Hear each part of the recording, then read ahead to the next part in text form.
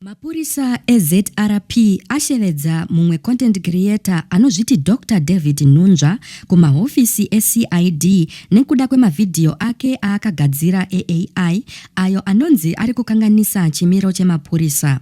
Mamwe emavidhiyo aya anoratidza mapurisa akapfeka unifomu akamugwadamira, mamwe achipa mota dzenhema sezvinoitwa naSeWicknell Chivayo. Mapurisa inini chandotambira plate yesadza kwete kutambira mhosva.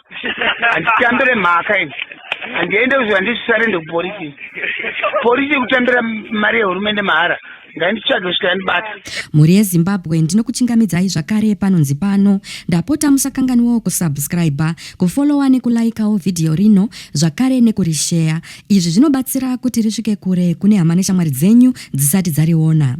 Mapurisa eZimbabwe Republic Police ZRP ari kutsvaga content creator uyo ane mukurumbira kuTiktok anonzi Dr. David Nunja, vachimushevedza kuCID Law and Order mushure mekumupomera mhosva yekugadzira mavidhiyo enhema ayo akagadzirwa neAI anosvibisa zita remapurisa. Nevateveri vanopfuura 112,000 paTiktok, Nunja anozivikanwa nemavidhiyo anosetsa uye anopararira anoita viral. Anonzi akagadzira mavidhiyo ayo anoratidza mapurisa akapfeka unifomu akamupfugamira, mamwe mapurisa achimukumbira ruregerero, mamwe achipa mapurisa aya mota dzehighway patrol kuZRP.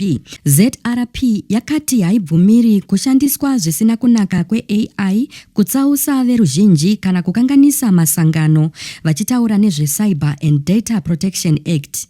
Nunja akaramba kukumbira ruregerero nekuenda kumahofisi uku achiti zvirevo izvi hazvina hwaro. Nunja has demanded a retraction and apology from the police, calling the claims baseless and damaging to his reputation.